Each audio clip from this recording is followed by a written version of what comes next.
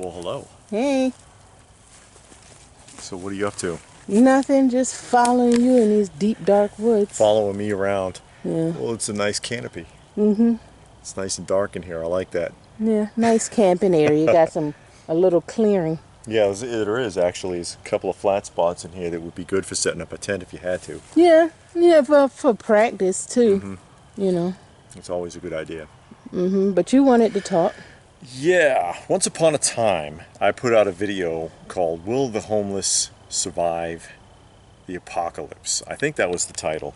And basically, and this is based on my experience with homeless people, working with homeless people in Massachusetts and in Kansas, that quite frankly, most of them would not fare well because most of them are not faring well now. And I get a lot of flack for the comments that I made in that video because people are like, oh, well, you don't understand. The homeless are already in SHTF. They're already out there and putting up with things now. And yeah, to a point. When you compare what they are living in, their living conditions, to your average decadent Western lifestyle, it can seem that way. The main argument, there's two main arguments.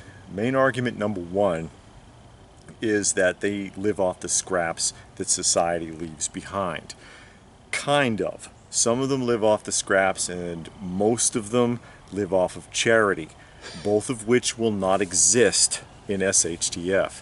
Because what happened to all the pantries during the recent pandemic, when all of the toilet paper and everything ran out and the supermarket didn't have meat and everything? Everybody ran to the pantries. What do you think happened to all the homeless people? They couldn't get the handouts. It was not going well for them. You didn't see them in the news, did you? Why not? Because they don't matter and because they don't want you to know how bad it was for them. Okay? The other argument that I hear all the time is, oh, well, you don't realize how many millions of homeless veterans there are. Millions, huh? Let me tell you something. The guy that you see on the side of the road that has the sign that says homeless vet is very likely neither homeless nor is he a veteran. All right. As a matter of fact, there used to be a YouTube channel on here. I can't remember who it is, but he used to expose stolen valor like that all the time. He would confront homeless people with a camera, ask them questions about their military status that they could not answer because they weren't homeless and they weren't veterans. It was a hustle. That's what they do. There are homeless vets, sure, but there are not millions of them. I would venture to say there are not even hundreds of thousands of them. And I'm not trying to put homeless people down or homeless veterans down, but I know from experience, having worked with these people, that there are certain categories, okay? It's probably best if I break that down and explain that real quick. I think I did in the video also.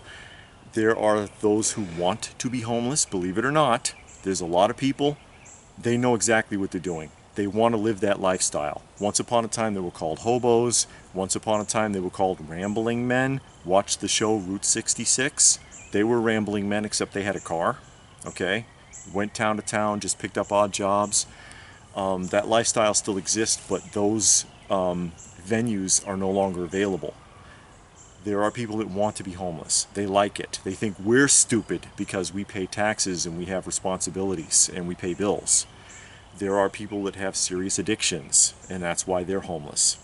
There are people who are legitimately displaced, unfortunately, and so they are homeless by no fault of their own. And then there are people who are mentally ill. Okay? That's your basic categories, but the ones that are legitimately displaced, in my experience, are amongst the smallest number of homeless people. I mean, something drastic could have changed in the last 10 years or so, but that's my experience, and that's what I talked about. As far as veterans, odds are if they tell you they're a homeless vet, they're not being honest with you because they're looking for that sympathy. There's an additional little sprinkling of sympathy on it if you're a vet, because we live in this society that wants to pretend patriotism all the time and thank you for your service. And every time you go to a store from people that don't know what they're thanking you for and don't understand the service that you gave, it's almost insulting. I think my impression is a lot of veterans are probably even insulted by that.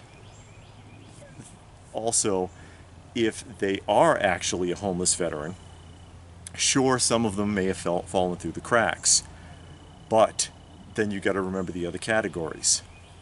Addictions, either drug or alcohol addictions, or they don't want to be found. They're hiding out, or they want to live that lifestyle, or maybe they're a veteran who was dishonorably discharged. Did that ever cross anyone's mind? Because then they're not going to get veteran services, because even though veteran services is a pain in the ass, it's there. And if you know how to work that system, you can fix it. Anybody been to a VA hospital lately? I can't vouch for all of them, but what's one of the first questions they ask you? Are you homeless? Do you have food to eat? Yeah, that comes up. What is your living status?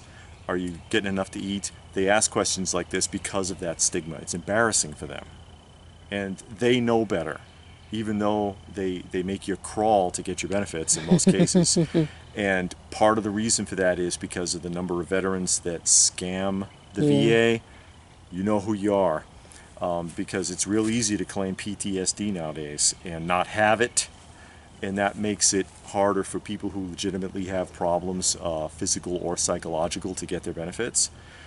And also there's a lot of really, really lazy VA reps who don't do the job. They got a cush job and they sit there in their desk and they're like, yeah, man, I'm gonna get to you, man. Yeah, they never do. I'm gonna hook you up, bro. And on that note, I just want to take a sidestep here real quick and let you know, you do not have to use the rep that's in your zone. You can even go out of state if you know of or heard from another veteran about a rep that does a really good job. You can call that rep out of state. We knew one guy in Illinois. He gets people from all over the country. You remember who I'm talking about, right?